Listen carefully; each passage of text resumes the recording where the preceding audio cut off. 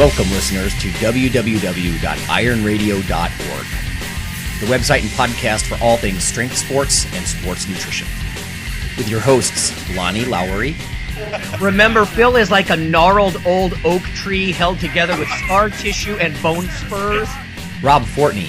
And I'm telling you, the pain that I would suffer was beyond excruciating. And Phil Stevens. Do it, Rob. You'll kill all those nerves. Thanks for listening.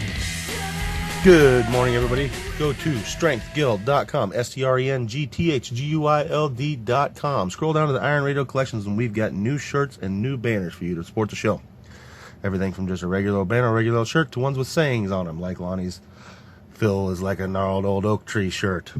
And some news for you, we're going to have some contests for people who own these shirts and things. So if you support the show, we'll let you more on that later. So if you get in on these early, you can be one of the first people to win some prizes. So thank you very much. Go check out the site, strengthguild.com. Scroll down to Iron Radio Collections and support the show. Welcome, Iron Radio listeners. This is Lonnie Lowry. I'm a nutritionist, and I'm a nutrition professor, and I'm a former competitive bodybuilder. And this is Phil Stevens. I run Strength Guild. I'm a competitive powerlifter, Highland Games athlete, and we just adjusted my squat suit for the first time. So it's snug now, so we're going to see how that goes today. Oh, nice. Oh, yeah. Nice. This is Dr. Mike T. Nelson, Associate Professor at the Carrick Institute, creator of the Flex Diet certification and the Physiologic Flexibility certification. Still, I'm back home, hanging out. Good. It makes me feel a little better. You've been home this year more this year than you have in a decade, I think. Oh, by far. Yeah. Like I looked at the calendar, and the past 3 years, if I exclude up until March of this year, with the exception of last fall, I was home for 6 weeks. The longest span I was home in those 3 years was 2.5 weeks. Wow. God. That's crazy. I always think about those, the job offers, and they'll be like, travel is 25 to 50% of your job. Mike's would be like 80 to 90%. Yeah.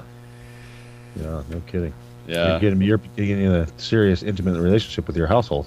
It's going to be hard when it goes back to something different. Your house is going to get jealous. Yeah. It's different. I wouldn't say it's bad. It's just different. Yeah. And the nice part about, not that there's a good part about all this, but it's kind of out of your control, right? It's like, yeah, I don't know. What are you I going didn't to do anything. It wasn't me. I didn't screw up. I'm not, quote unquote, missing anything because it's just not going on. Right. There's nothing going on. Yeah. In fact, I just heard two of the conferences that I was eyeballing for 21. The one in Tokyo, and the one in Boston, both now online only. In fact, no, the Tokyo one was delayed a full year.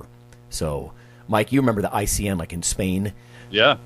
Yeah, it's that big one. It's like the Olympic Games of nutrition, kind of. It's every 4 years. And every 4 years, yeah. Yeah, delayed an entire calendar year, basically.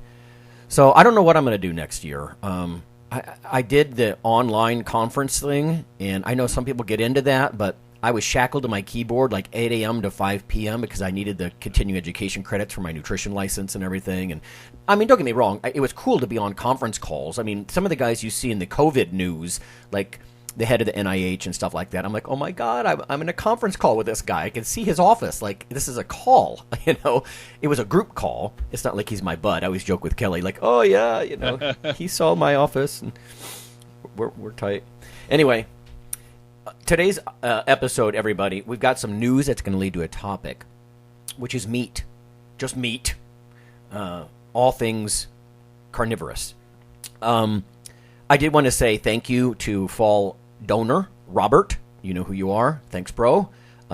Everybody, the fall funds drive is underway, which means that in addition to our $4 monthly supporters, which are highly valued, that some people say, listen, I can just go to ironradio.org and click on the one-time donor button. It's over on the right side of the page if you don't want to lock into a $4 a month thing. But as I say in the mid-show ad, $4 a month, that's less than the bank will sneak out of my account in fees. In fact, my business account, the bank sneaks $12 out in fees. Mm-hmm. And a lot of people are like, well, you need a better bank. I'm like, they're all crooked, So anyway, thank you, Robert, and our usual donors we thank in the show notes if you haven't noticed, you guys. But okay, so I have two little bits on vitamin D. mostly vitamin D and old guys. So if you're not middle-aged or older, you might, say, well, at least they're people. They're not exactly like you, but they are. It is human research. Strength and muscle sport news. This first one here, low vitamin D levels are linked to a lack of gut microbiome diversity. This is from Carmen Leach at LabRoots. I may reach out to her. I reached out to some of their better journalists before, and I'm constantly reading her stuff. It says researchers are learning more about the various ways our health is affected by the composition of the gut microbiome, the impact of the genes that these microbes express, and the molecules they produce. Typically, more diverse microbiomes are found in healthier people, right? So you want a variety. It says, reporting in Nature Communications, University of California, San Diego, or UCSD, researchers and collaborators recently showed that there was a connection between the composition of the gut microbiome and levels of active vitamin D in older men. Now, the key there is active vitamin D, because we normally test for 25-hydroxy-D, which is a precursor. Anyway, it says, we were surprised to find that microbiome diversity, the variety of bacteria types in a person's gut, and of course, when they say gut, they mean your large intestines, right? Your bowels, large bowel, was closely associated with active vitamin D, but not the precursor form, says senior study author Deborah Cato, MD. It's been suggested that low levels of vitamin D might increase the risk of a variety of diseases, including cancer, heart disease, and severe COVID-19. However, a large study that included 25,000 people determined that supplements don't improve health outcomes. Now, caveat there, everybody, because when I see a study with 25,000, that typically means no intervention, right? That means that's an observational study, and they're just looking for correlations. Our study suggests that this might be because these studies measured only the precursor form of vitamin D rather than the active hormone, noted Cato. So in their study, they took blood and stool samples from 567 healthy male volunteers. Now, these are old guys, but across 6 U.S. cities. And Phil knows all about the providing researchers with stool samples. The scientists found that there was a connection between the levels of active vitamin D and the diversity of the microbiome. They also identified 12 types of bacteria that were found more often in the microbiomes of men with high active vitamin D levels. Many of these microbes generate the molecule called butyrate, and we might do a deeper dive on that in the future. We've talked about some of these short-chain fatty acids before, which helps maintain the health of the gut lining. And then it just goes on to say, even though samples were collected from different parts of the U.S. that get various levels of sunlight, including sunny San Diego, there was no connection between how much active vitamin D a man carried and where he lived. So they speculate that it may be people's conversion capability here. It seems that it doesn't matter how much vitamin D you get through sunlight or supplements, nor how much your body can store, Cato said. It matters how well your body is able to metabolize that into active vitamin D. So some interesting stuff there about vitamin D and your gut biodiversity there. I don't know, Mike. I mean, I'm always pretty satisfied with 25-hydroxy-D. I mean, they do that because of half-life issues, of course. Right. You know, but I don't know. Do you have any thoughts about that? Yeah, I don't know. I mean, most of the data I've seen on 25-hydroxy, which is, like you said, the precursor to vitamin D3, was pretty solid. I haven't seen anything that says otherwise. I haven't looked for probably about a year, though, to be honest. 125-hydroxy, which is D2, that's going to be much, much shorter lived. But, yeah, I don't know. And again, you always wonder if it's an epi study. You'd have to look at what they're looking at and how they did their correlations and their associations. And obviously, that's not going to imply causation, but it's interesting. Yeah. I mean, listeners, if you're not familiar, of course, you have a cholesterol precursor in your skin. UV light will hit your skin, or, of course, you can supplement. But when your body creates active vitamin D itself, you need your liver and your kidneys to sort of add these hydroxy groups, these alcohol groups, and activate the vitamin D. So that's kind of where they left it, though. You know, like, oh, well, maybe you're not a good converter. Yeah. Okay, well, can you give me some more tips? Do you mean because of liver stress or kidney damage, or, you know, like what? Maybe they don't know yet. So anyway. Yeah, that's what I always wonder with if there's something going on with the kidneys too, because that's one of the cases you would use D2 if you've got kidney issues and your conversion from 25-hydroxy to 125-hydroxy, and that whole pathway gets kind of hosed up. Yep. I have another one here. This is a little bit more geared toward Phil, perhaps. Association of 25-hydroxy vitamin D deficiency, see here they're using that precursor as the standard, with risk of incidence of disability in activities of daily living in adults over 50 years old. This is from the Journal of Nutrition, November. It's spanking new. Vitamin D deficiency compromises muscle function. We aimed to assess whether vitamin D deficiency is associated with the incidence of disability in basic activities of daily living, or basic ADL. I sound like an occupational therapist here. I always associate ADLs with occupational therapy. Yeah. To verify whether there are sex differences as well. So a 4-year follow-up study was done looking at individuals 50 and older. Looks like it took place in England. The sample consisted of over 4,800 participants free of disability at baseline. Vitamin D was assessed by serum 25-hydroxy-D.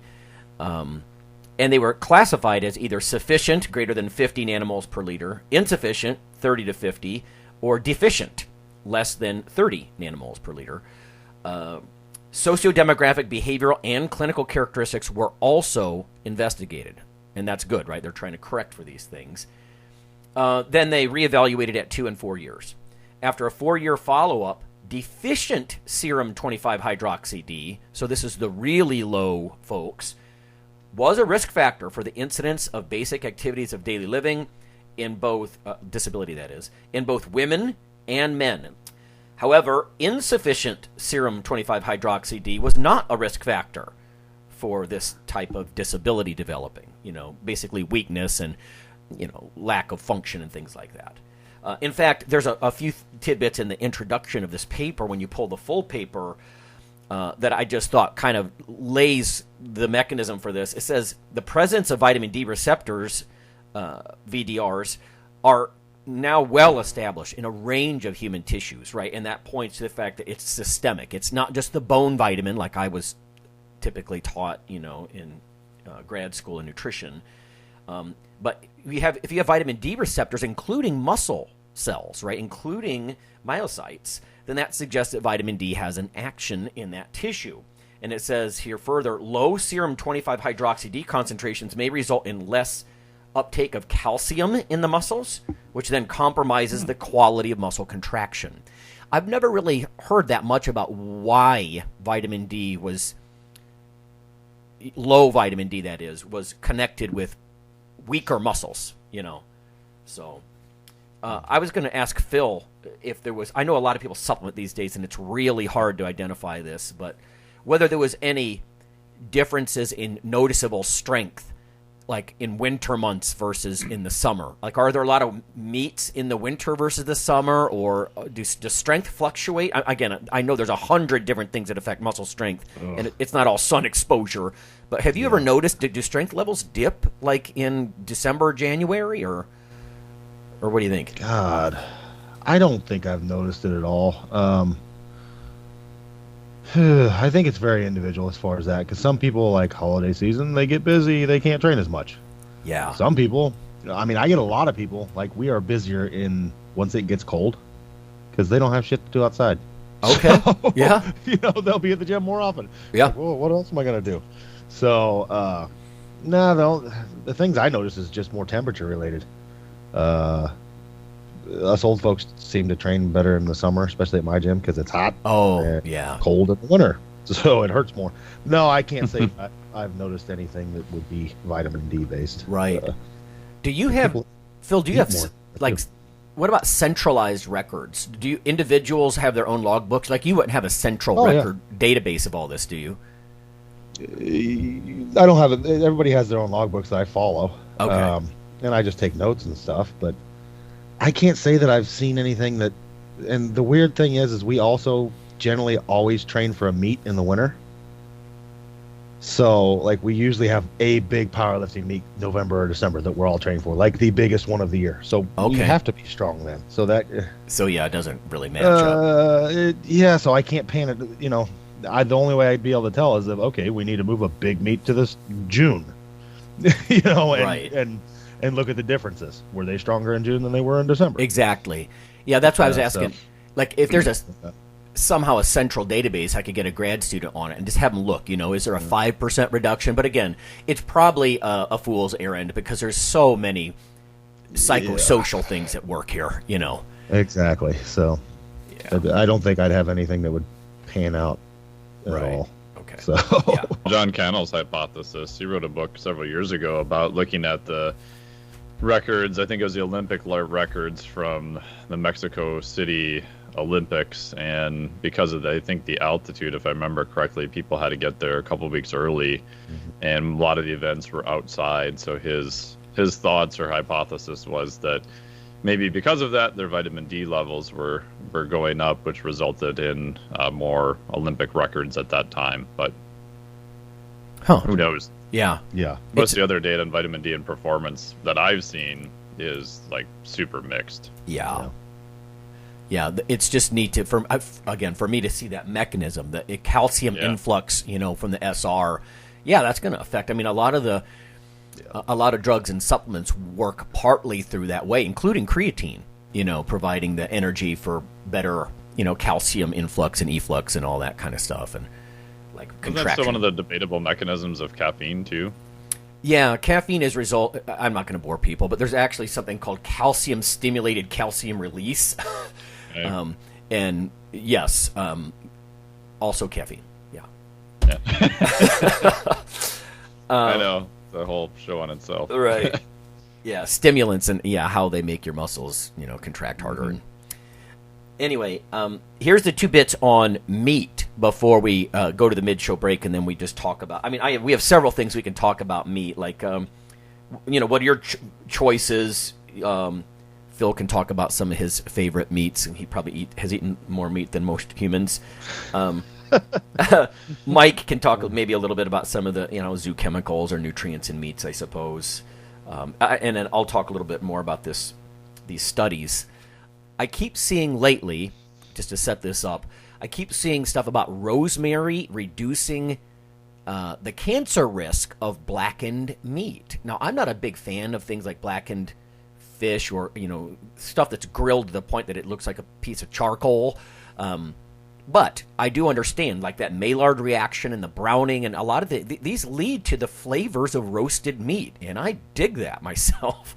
But so here's one. I dug around because I kept seeing this lately, and I have 2 papers. One's new, and this first one was probably the first I heard about different spices, basically marinating and rubbing meats before you grill them or like braise them or, you know, roast them and whatnot. This is from Science Daily, University of Arkansas, back in 2008. But it says, to block the carcinogens, add a touch of rosemary when grilling meats. Rosemary, a member of the mint family and a popular seasoning on its own, also has benefits as a cancer prevention agent. Apply it to hamburgers, and it can break up the potentially cancer-causing compounds that can form when the meat is cooked. So J. Scott Smith, who's a KSU food science professor, he said, quote, put a little bit on the surface. Rosemary extracts shouldn't have much of an aroma to them. Most people don't want a rosemary-flavored burger, so if you get the extract, you don't really know it's there. Now, before I go on, Phil, you said you don't mind spices like rosemary on your meat. No, it's delicious. I mean, it's one of the ones I go to all the time. A lot of rosemary and sage and things like that. The only thing you got to watch out with rosemary is it can be kind of twiggy. Yeah. It's hard. So unless you cook it a lot and get some moisture in it, but or have a way that you can take it out. Oh, like I see. Wrap something, you know, put it inside of something and then take that out. If not, you're kind of like chewing on a twig. Okay. But the flavor's amazing. Okay. Yeah, I mean, it's kind of like a toothpick. Right, I get it. In its natural form. Right, exactly. So, but yeah, it was delicious. I had no clue. I wasn't using it for the health benefits. Right. It's for the flavor. Well, I had read long ago that, you know, of course, the McCormick people, the spice company, they love this sort of stuff. To hear that spices have really strong antioxidants and polyphenols and all this stuff, and they do. I think it's a way better approach to flavoring your meat than a lot of processed crap, of course. But this guy, this KSU prof here, J. Scott Smith, his research group found that HCAs, so those heterocyclic amines that are formed basically in the blackening of meat, were reduced in levels ranging from 30 to 100% with the rosemary. Wow, 100%? Now, he did say you can cook meats below 352 degrees, although lower temperatures and shorter cooking times would reduce the HCA, again, this carcinogen, or these carcinogens. Low temp alternatives have their own problems. Low temperature can affect the taste adversely, he says, noting that commercial steakhouses usually cook at temperatures above 400 degrees Fahrenheit. So just cooking lower temperatures not to form the HCAs, your meat wouldn't taste as good. So your steak, whatever. It says the better way may be to use rosemary extract so temperatures can be kept high. Rosemary's antioxidant content, there we go, makes this method possible thanks to the presence of phenolic compounds. Those compounds, rosmarinic acid, carnosol, and carnosic acid, block the HCA before they can form during heating. And this is in general agreement, or at least tie in with his group's previous findings that show that marinating steaks with certain herbs and spices can reduce these HCAs. And this is just a good idea. Nobody wants stomach or kind of weird, pancreatic or, digestive cancers of some kind. Rosemary is among those herbs and spices with basil, mint, sage, savory, marjoram, oregano, and thyme, all rich in antioxidants. The industry is now moving toward an extract that you can rub onto the surface, apparently to reduce the HCA. In fact, when I was reading about this, I was also reading that vitamin E can dramatically reduce HCA formation in grilled or roasted meats. And I like that idea because that would add very mild, if any, flavor at all. It depends on probably where you're getting your vitamin E from. But doing a little vitamin E in the rub, I usually have some lower dose, like 200 IU vitamin E's around. That's my preferred dose for several reasons, a lower dose. But I like to have it around. I could just kind of, squirt some of those gel caps onto the meat and kind of make a rub there. It says that may not be all. Antioxidants can have other benefits other than curtailing HCAs, Smith said. There is some indication they protect the pancreas. So if you can get that from burgers, then great. So interesting stuff there about blocking those. And the next one, to set this up, this meat topic, this is from this year, Food Research International, it looks like, 2020, back in May. Reduction of heterocyclic amines and cholesterol oxidation products in chicken by controlling the flavorings and the roasting conditions. So this says roasting of chicken generates many toxic compounds such as heterocyclic amines and cholesterol oxidation products. The objective of this study was to evaluate how they analyze the HAs and COPs, again, the heterocyclic amines and the cholesterol oxidation products, in raw, boiled, and roasted chicken, and to study their formation under the influence of different flavorings. And they tried red pepper, black pepper, rosemary, and soy sauce. It looks like these are Asian authors here. HSU, Su and Chen. Anyway, a total of 8 heterocyclic amines were formed in roasted chicken with a higher level of total HAs being shown in the skin portion of the roasted chicken, especially when flavored with soy sauce and cooked in a fan oven. So, I have a convection oven. It browns things very quickly, so that could be problematic, I guess, there. Also, for both roasting methods, the skin portion contained higher levels of these heterocyclic amines than the meat portion. So I suppose this is whether or not you like to eat your chicken skin or turkey skin or whatever, or if you take that off. Taste-wise, it'd almost be a shame, I think, to take it off if it's browned just right. But it says, furthermore, in roasted chicken with 4 different flavorings, all of which showed no significant correlation between the formation of HAs or COPs in the skin portion, while in the meat portion, only rosemary showed a significant beneficial correlation. So again, with the rosemary. By taking both skin and meat into account, the incorporation of rosemary flavoring into chicken during roasting was the most effective in inhibiting the formation of total HAs and these cholesterol oxidation products. So, I don't know. It's just, I guess, practical take-home with this is try different rubs. I even had one, it didn't print off, damn it. But I had a study on beer, I guess, as far as putting it in your marinade and the rubs of a roast or a steak or that kind of thing. And beer having some benefits. And that sounds good to me. One thing we talk about often around my household, at least, is the difference between, what would you call it? Like food from other nations, ethnic food, if you will. Like Thai food, Japanese food, Chinese, like real stuff, Italian food, versus the Americanized versions. And like the big thing is usually a huge decrease in the amount of herbs and spices. It would be interesting if there was a study like showed the difference. Because you go to other countries and I mean they spice the hell out of shit. Oh yeah. Oh yeah. And just herbs like crazy. And like less salt, because they don't need it, because they have so many other spices in there. It'd be interesting to see the antioxidant, Right. like take an Americanized version of a food versus the original version of the food and check out the micronutrients. My guess would be the original version would be drastically higher. Yeah. So In fact, I just saw a documentary that was saying that the prevalence of heavy spices in so many countries around the world is because they're antimicrobial, right? The meat doesn't spoil nearly as quickly. But, of course, then you get these other health benefits from it. Yes. So. In fact, I'll talk about this next week. I'll table it for now. But I have another one here on the Mediterranean diet and telomere length. So essentially one of the markers of aging. And, of course, the Mediterranean diet's going to have all kinds of great stuff in it that probably some Americanized version of their pasta would not have, right? So that's cool stuff. Okay, let's go ahead and go to break. Just one last quick announcement here. Remember, we have a Falls Fund Drive. We only pester everybody once a year for this. It can be a one-time donation at ironradio.org, or you can go to the bottom and become a patron at $4 a month sort of thing.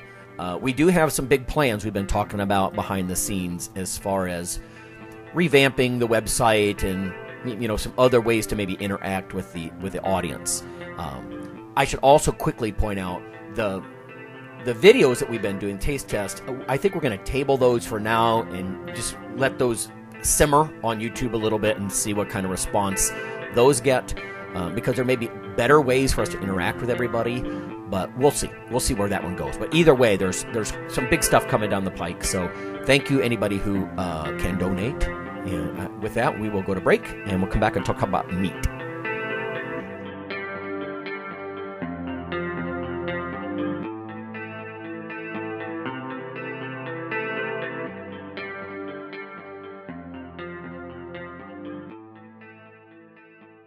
I can't stop feeling. Some of us don't understand how lucky we are to be living in this land. Hi listeners, this is Rob Fortress Fortney. I'm here to remind you that as the holiday season approaches and your thoughts turn to giving, we like you to keep Iron Radio in your thoughts.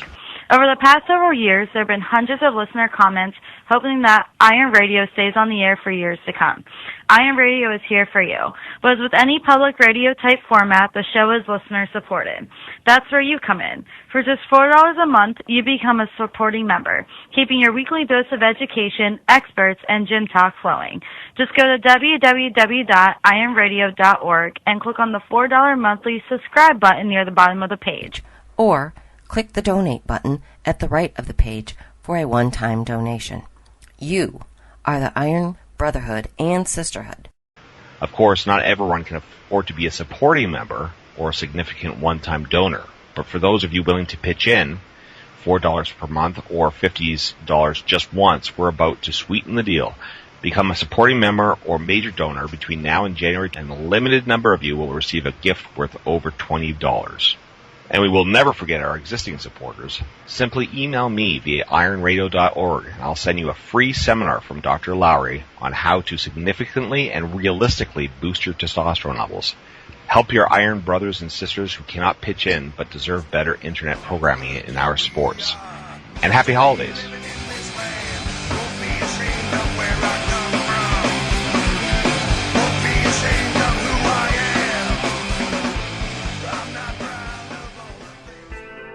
Iron Radio is, of course, primarily a podcast. But over the years, there have been technical glitches calling for backup streaming and listeners who wanted the convenience of other sources of audio content. Toward this end, Iron Radio is now simulcast and backed up on YouTube. If needed, please search Lawnman07 or Iron Radio from within YouTube. There's not much video, but if you like to listen through YouTube on a Roku or other living room device, there you go.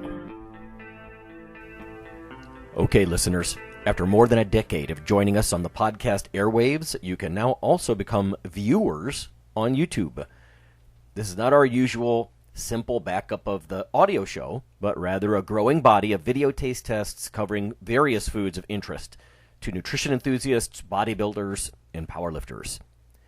From within YouTube, simply search for Iron Radio Taste Test or Nutrition Radio Taste Test.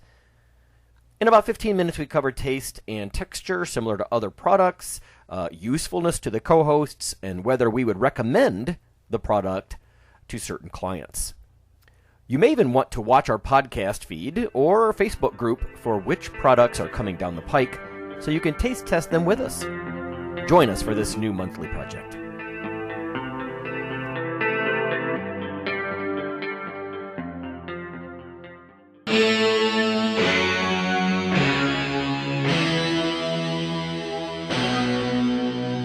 Weekly fix of Iron Radio. In addition to being a popular institute on iTunes, we are also on email. Simply go to www.ironradio.org and sign up for the voluntary email. You'll get a once per week email, no more. That's little more than the show notes and a link to the audio. So go for it.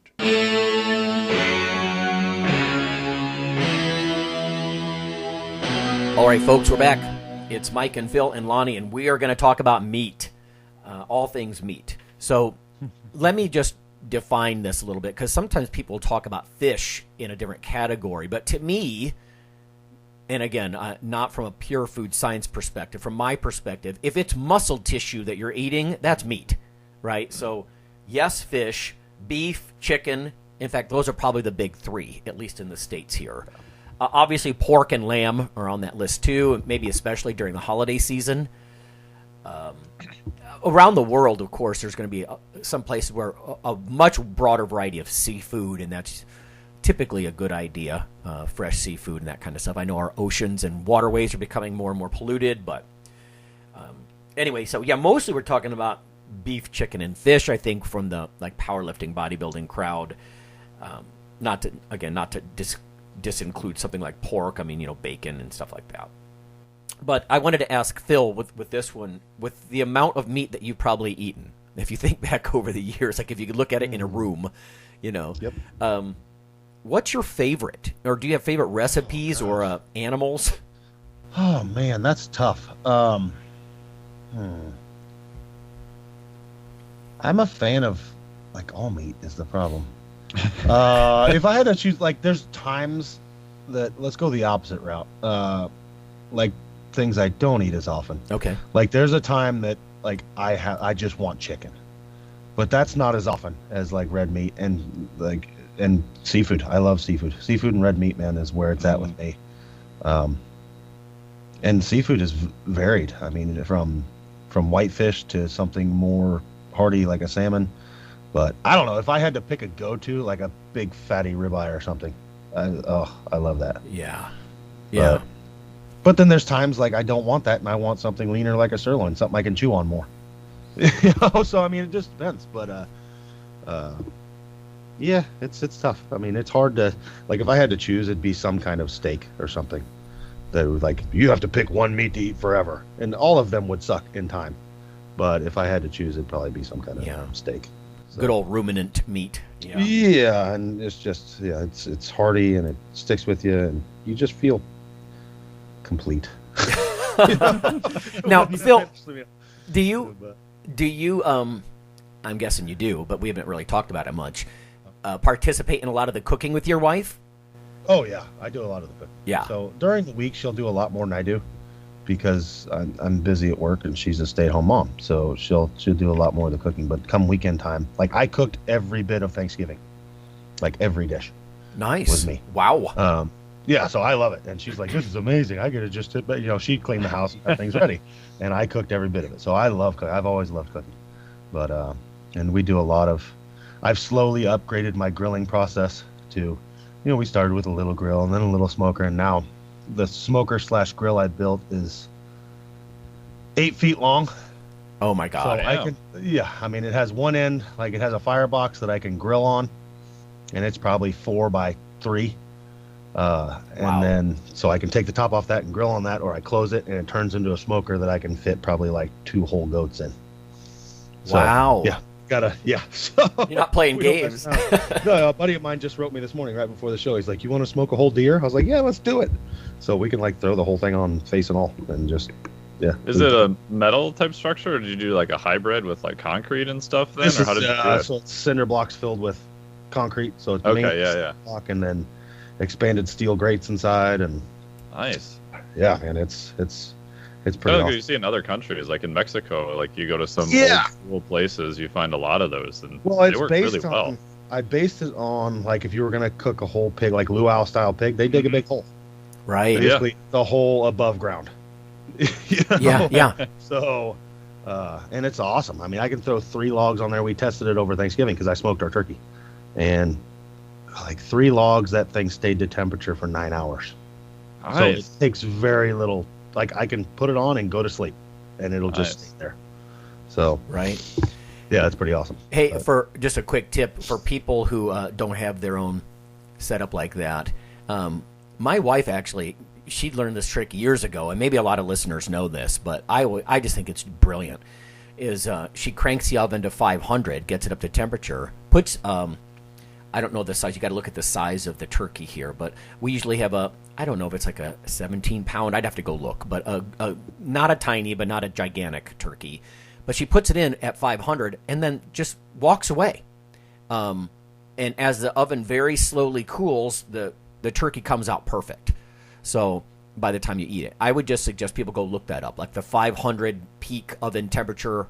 Basically, you set it and forget it. You turn the heat off after the bird is in for an hour, and then you just walk away. And then several hours later, there's your turkey. And I mean, it was the meat was falling off the bone this time when she did that. It was just there's going to be a little trial and error. And again, be careful. Check the internal temperatures of your meat and all that, people, because I don't want to. Oh, Lowry got me sick. No, I didn't. Go look it up. But it's a really cool trick. Along similar lines to what Phil's talking about. Instead of putting a bunch of logs in a big homemade cooking device, you can just use your home oven. Yep. Yeah, I feel like I got the 21st century version of that, since I live in a townhouse, and them putting a big cement structure outside is highly frowned upon. So I got one of the 2 months ago now, or a month and a half ago actually. I got one of the Traeger grills, where it's wood fire, and it works well. You have to cook a little bit differently. It's just like a massive wood convection oven. So we've been playing around with putting it on high smoke and then leaving the steaks in for a while at a super low temperature until they hit a specific internal temperature. Oh. And I'll take them off and leave them sit for 10 minutes, and then I'll crank it to 500 and stick them back in there for a few minutes per side. And yeah, it works really well. I mean, if you want something that you can just... Hey, I can control the external temperature, I can control the internal temperature, and just play around with different methods that way without having any of the skill of how to do any of the other stuff. It works really well. Yeah. I like the idea. I know some restaurants will do that, where the cooking of the internal temperature of the meat and getting just the right amount of pinkness or lack thereof, that is a separate process from basically higher heat browning the surface, So that way you don't have to try to combine it all, brown it perfectly and get it perfectly cooked. They get the cooking part just right, then they just kind of sear it, Yeah, that was the hard part. I had just an old Weber gas grill for friggin' 18 years, and eventually there was no more parts to replace on it, so we had to upgrade it. But it worked well. But that was always the hard part with that, was just trying to guess, because I would usually try to brown the outside first because it was easier to get the grill super hot initially and then turn it down. It was kind of hard to go the other way because it would take so long for it to cool off. But eventually got it figured out, but even then you'd have some times where it wouldn't turn out quite as well because you'd forget that, oh yeah, it's a lot colder outside, or it'd be windy and the back burner would go out and you didn't notice. And so yeah, I just saw, in fact, a documentary yesterday, a Norwegian chef, and he was talking about the center of Norway being more pastoral and agricultural. It's not quite as seafoody, as the coastal regions, which of course Norway has a ton of that. But he made a steak that was like a brick, and he purposely was enjoying the fact that the outside was crisped and then it was browned, and as you got closer to the bone, or toward the center at least, it was more and more pink, and he was just enjoying that difference. Like, I think a lot of Americans might it's raw in the middle. It's like, well, he's doing that on purpose, from sort of a high-end culinary perspective. Again, usual precautions here, everybody, about eating undercooked meats, but to me, yeah, completely overcooked steak, thumbs down. My personal choice, stuff that's got no pinkness. The hard part too is for people who are buying meat from different sources, like color inside is not always the best indicator, especially if you're getting your meat from different sources. Because we've done that lately. We just got half a grass-fed cow again. And even just the comparison of that to, meat we've had from other cows to what we buy in the store to different types, and it all can kind of look quite different. But I've been playing around with the internal temperature and been cooking them to the same internal temperature, and even then it kind of looks a little bit different. So that's not always the best indicator either, but it gives you in a ballpark. Yeah. I think that's why they're always on about the the thermometers and in fact, I just saw a thing from IFT that they cooked meat under different pressures and how radically different it made the color. Mike, I thought you might give a little rundown of what's good about meat. Why are we on about this so much? Think about from a bodybuilding or a powerlifting or strength perspective. What might our listeners be interested in? What do meats have to offer that you might not see in other foods? Yeah, so big things I look for dietary recall is if someone is very low on all meat. In my head, I'm thinking potentially B12. I may follow up and see, do you have any joint pain, especially Achilles heel pain? There's a couple of case reports of stuff like that in the literature. And especially iron in female lifters, because a lot of times they can be very low in iron. Men tend to run the other way. They can potentially be a little bit too high in iron, especially if it's a guy and I'm like, hey, when's the last time you talked to your physician about getting a blood test? They're like, I don't know, never. Yeah, you should probably do that, because you could be sky high in iron and not necessarily really know it. Yeah. You can ask if their family members have ever had to donate blood because of too high of iron, right, to see if they have potential genetic issues. Yeah. So iron's usually a big one. I usually find that women paradoxically eat less meat, so that puts them at a little bit more of a risk, because trying to get a lot of iron from plant sources is really hard. You get into different types of iron. There's a heme iron versus a non-heme iron. So heme iron is the form that's going to be easily processed and it's going to be found in meat. And then even an article you wrote a long time ago, Lonnie, had a TMEG about the zoo chemicals in it from carnosine. Some lifters are probably familiar with carnosine as a intramuscular buffer of, usually it's called lactic acid, but lactic acid dissociates into lactate, which is burned as a fuel actually, and then the hydrogen ions. So it's actually the sports supplement beta-alanine came from the original looking at carnosine. So carnosine is composed of L-histinine and beta-alanine. The body has plenty of L-histinine floating around, so if we supplement with beta-alanine, we're actually trying to increase intramuscular carnosine. Yep. So first guy I ever heard talk about beta-alanine supplement was our friend Dave Barr. So carnosine, if you get enough of it in, which, you'd have to eat a lot of meat, but that can help with buffering some higher intensity work. Obviously, creatine, people have heard of that too. Again, you would need to eat just a massive pounds of meat to get 5 grams of creatine, but it's definitely involved in meat, and may result for some of the differences you see between lifters who are not supplementing, especially older studies using meat versus not meat. So compared to like a vegan population, vegans can be pretty low in creatine if they're not using it as a supplement. And there's probably other compounds in there that we haven't really identified.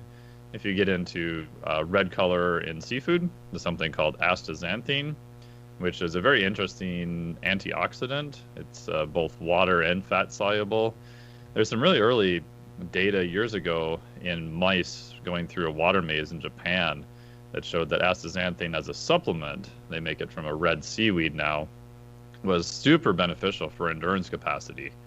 So probably like 10 years ago, I was like, wow, this is amazing. And at the time, there wasn't many human subject studies on performance. There was studies showing that it was safe. Unfortunately, the human performance studies, Van Loon's done one, a couple other people have done one. It just hasn't really panned out all that well. But maybe a good antioxidant, maybe good for sun protection, possibly. So I'll take higher doses I've talked about if I'm going to be outside in the sun a fair amount. So there's probably a whole bunch of other chemicals we haven't even identified yet because it's just not a super big active area of research. Right, yeah. In fact, I used to get these krill supplements, but you and I talked about it. They're so low. They have a little bit of astaxanthin in it, but it's such a minuscule amount that I'm just like, I don't know, whatever. Like if I wanted to get serious about that, I might look for it directly. Or just like you said, I get it that we'd have to eat copious amounts of meat, right, in order to get some of these things like creatine or some of these zoochemicals. But, at the same time, it's fun to eat lots of meat. They're complete proteins. We can't forget that either. They're high-quality stuff. They're really going to support muscle growth. Plant proteins, for all the rage I keep hearing in all of these, food industry publications that I get, plant proteins just don't cut it. I mean, by and large, unless you're eating more and you're combining them widely. Now, when you eat as much as an off-season bodybuilder or powerlifter, that's probably going to happen, to be fair, right? But I still want some complete proteins involved. And, I mean, are they as high as dairy proteins like whey or casein as far as some of these different quality scales? Maybe not quite as high, but they're really good. They're complete proteins. Like Phil said, they're filling because they're solid, so the gastric emptying isn't immediate. I know that I would go through phases where I would eat huge amounts, well, especially when dieting, of round steak, like bottom round or eye of round, and chicken, half my plate almost every meal. The other half would be stuff like asparagus or broccoli or cauliflower, Brussels sprouts, the usual fibery veg when you diet. And then I could control exactly the amount of carbohydrates I get. I might start with 2 potatoes, then go 1.5 potatoes for a couple of weeks, and then go 1 potato. You can kind of grade down the carb intake, but the ever-present thing was either round steak or 1 to 2 chicken breasts on my plate, because round steaks are reasonably low fat. They can be a little less quality from a dripping, juicy awesomeness perspective, but they can be pretty well made, when you pan sear them. So I just wanted to talk very quickly about risks, and usually the risks you hear about red meat, and we've talked about this repeatedly. Mike and I will sometimes politely, I guess, or sometimes Mike more politely, interrogate like somebody presenting at a conference because they throw all red meat into one big lump, and nitrite preserved meats like hot dogs and bologna. Now it's very controversial. There's a long history of controversy about the cons of these things and different types of cancers or problems with the nervous system, some of these preservatives. Other aspects, though, there are actually potentially some benefits of like nitrate types of things. So it's a very sticky issue I don't want to get into here, but suffice it to say, I think I don't like it when researchers say red meat and you say, what do you mean? And, to them, grass-fed round steak is no different from hot dogs. And it's like, come on, guys. I get it for a certain research purpose. You need to operationally define what you mean by red meat, but that's not fair. You say, oh, look at all the I don't know, colon cancer or whatever from the red meat group. It's like, yeah, but look at their dietary patterns. If your pattern is hot dogs, it's probably also Cheetos and the kind of, picnic foods that might go with that, or processed foods, as opposed to, again, like a grass-fed, steak of some kind with different fatty acid composition and everything. And then we already talked about the HCA. That's the other thing, too. If you love grilling or browning your meat, like, roasting it to a nice crispness or something like that, or even pan searing like I probably do the most, it might be a good idea to do something like, if you like it to get like slightly, very browned and kind of crisped, and I would guess a lot of people probably do, it might be good to include additional herbs, or, like I said, I'm going to actually experiment with vitamin E a little bit and let people know what it does to the flavor and whatnot. And then lastly, as far as like real high protein diets, we've done whole episodes on that. I'm not even going to go there. If you think that you're going to get so much protein and creatine, for example, from eating lots of meat that it's going to hurt your kidneys, you really need to talk to somebody who is up on the literature, because that's highly unlikely. So, Phil, I actually wanted to ask you about like how you cook your meat most commonly. I mean, do you roast it? Do you grill constantly? Do you do pan searing? Like, what do you do? We do it all. Yeah. I mean, it just varies, honestly, from week to week, just to change it up. So there'll be a lot of times we do the whole low and slow thing, where, like I did a whole goat and it took 27 hours. Whoa. And we went really low and slow and 200 degrees and let it go. And then other times I'll fire the grill up and just go as hot as we can and get it done in 5 minutes. Yeah. So, during the week, it's definitely more of a, hey, let's get this done, we're busy. So, and then come weekend time, it might be a faster thing. Like this year, I actually did the turkey so normally I'd smoke it and go a long time, but I cranked that thing up to like 450 degrees and it was done in 3.5 hours in my, pit. So, okay. It depends. I mean, there's definitely, it varies from time to time, and there's a time and place for it all. Because the flavor is so varied in how you do that. So, right. Like Mike said, you sear versus reverse sear versus, and I mean, we don't like getting bored. You can change it up for the same cut of meat and get drastically different results and flavors. Flavors, for sure. Yeah. So. It's true. It's, in a way, it's like brewing coffee. Different temperatures bring out different chemicals, in the process. We should get a hardcore food chemist on here sometime. Yeah.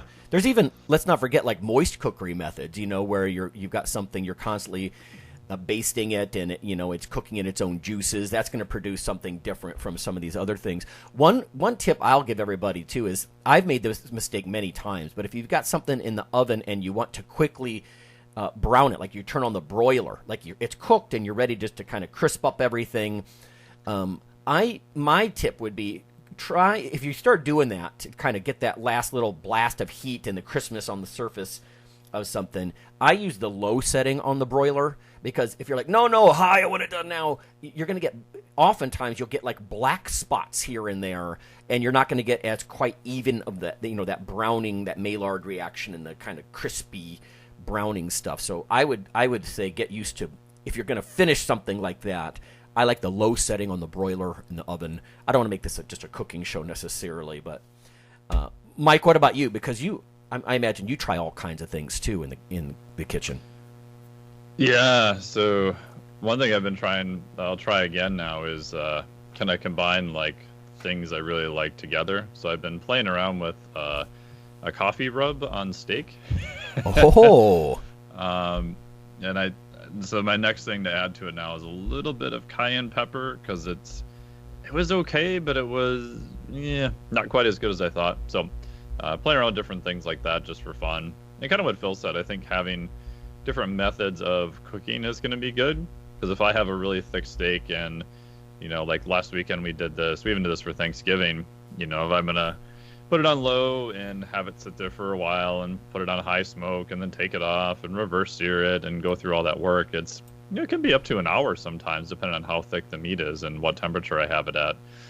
There's other times where you're just hungry and you just need to get it cooked. Yeah. And then also with travel, when we were down in South Padre, Texas, the place we were staying at before always had grills, but they didn't have any this time. So luckily I went to the Dollar General store and found a cheap cast iron pan where you can order pretty good ones off of Amazon for not too much. We've used like a Lodge pan, cast iron pan before, and for steak that works pretty good. Another tip is put the steak room temperature just a little bit, or have it sit on the counter for a little while. Make sure the outside is really dry. There's not much moisture on it. And then put the pan in the oven at like 500 degrees.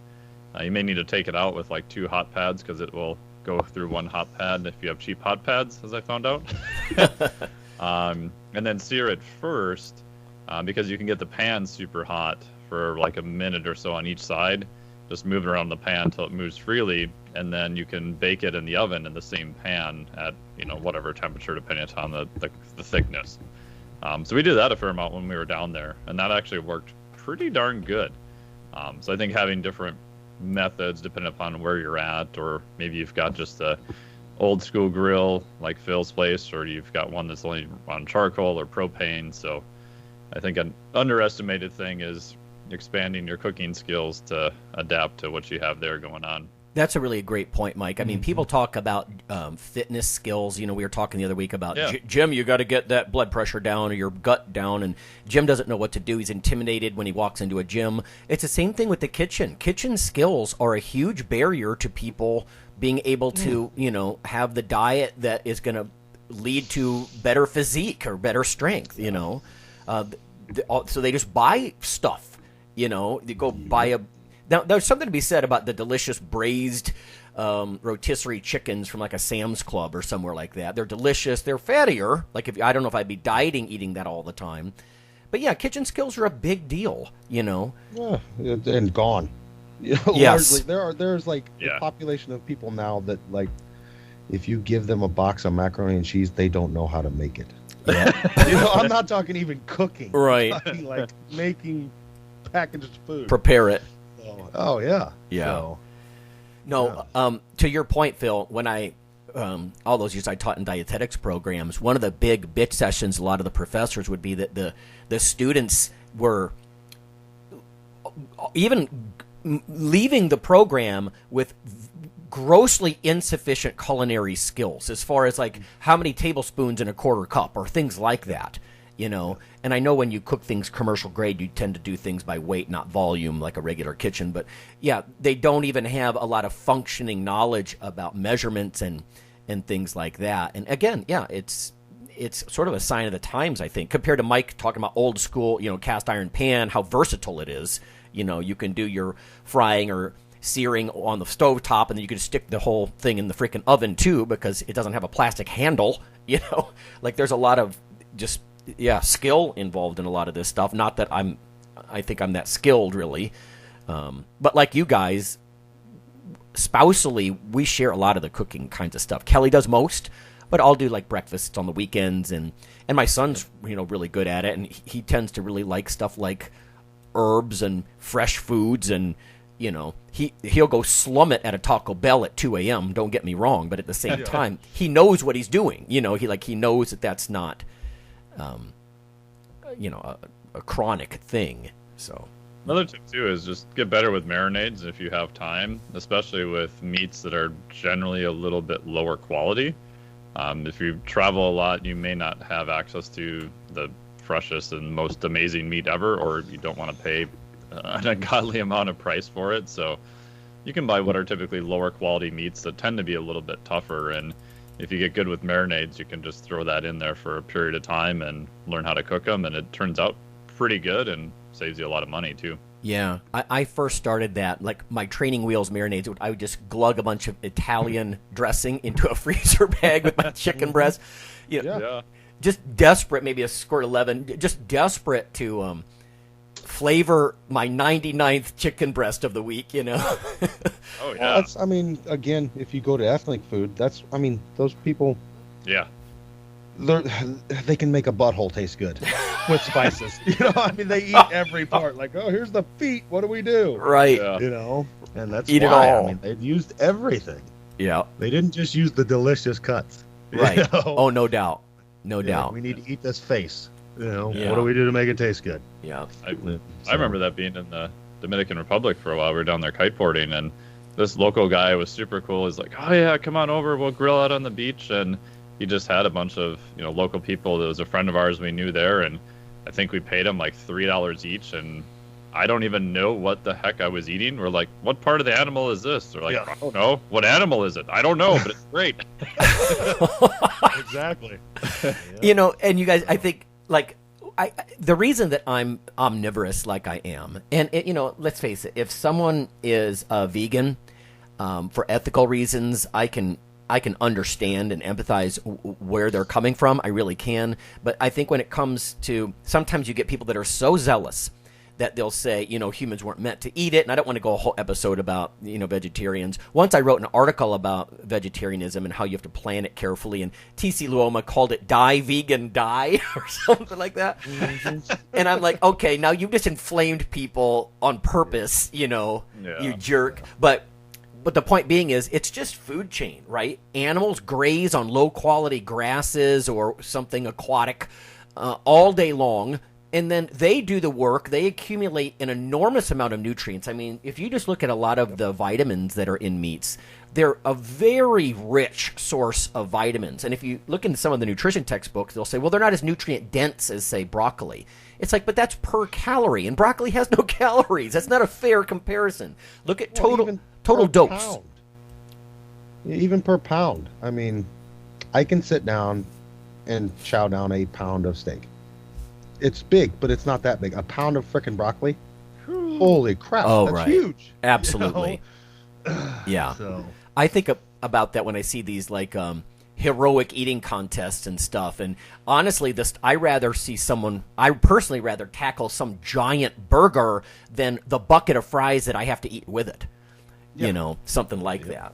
But yeah, I mean, as far as gross total dose of a lot of vitamins and nutrients, it's just food chain. It's really hard to argue, right? The animals graze on all this stuff, all these low quality grasses and whatnot. They accumulate the nutrients in their flesh, and then you eat their muscles, essentially. So.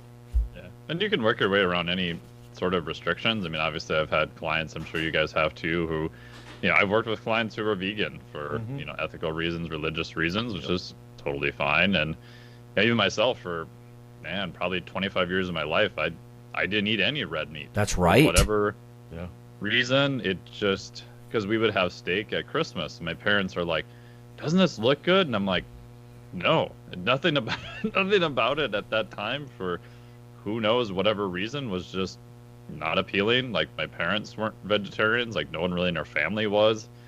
And then later, probably like my mid-30s, I was like, this metabolic flexibility thing. Well, I should probably just get to the point, especially with travel and stuff, that I can eat steak and know that it'll be okay, right? Because if you haven't eaten it for like decades, you could have some digestion issues with it if you just had a whole bunch of it. And at that point, I got to the point where I could eat it, and I was like, this isn't too bad. And, within a couple of years, I'm like, ooh, let's order a grass-fed cow. Yeah. No, that's good. I don't think we're going to offend any of our listeners. I mean, we've got listeners complaining when we don't say dem nuts. I don't. Nobody's going to be complaining too much. And like I said, it's not like we're total a-holes about veganism and whatnot. It requires a lot of planning. And, you're never going to convince me, just based on the evidence, that people were made not to eat meat, or that meat's not incredibly nutrient rich, and delicious, and satisfying, and it's got the, protein that elevates your metabolism and everything else. So there's just a lot of good things for it. At the same time, plants aren't bad either, because now we've seen people that are like, eat meat only, and I'm like, yeah, maybe if you have digestive issues, you've got something you're trying to sort out, and you need to do a hardcore elimination diet. Yeah, for some pathologies, I get it, but agreed. To say that's the state that healthy human beings should be, and now we should be afraid of like friggin' vegetables. I'm like, oh, come on. No, agreed. I love some fruits and vegetables too. Eat it all. Yeah, absolutely. And even from a taste and culinary perspective, I want a little bit of fresh green veg or colorful veg every few bites of meat. Otherwise, it just gets a little tiresome. Yep. So, all right. All right, well, we are out of time, so thanks, everybody. Remember, please consider the fall donation. We got a mid-show ad. We got some big plans coming up. We're just talking behind the scenes with Phil and Mike about this. And support the show. And we'll see you next time. Thanks a lot, guys. See you. Have a good one.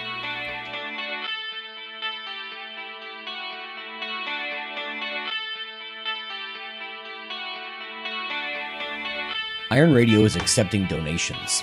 If you like what we do, the professors, the scientists, the bodybuilding show promoters, the athletes themselves in powerlifting and bodybuilding, please consider making a donation or maybe buying something from the IronRadio.org store.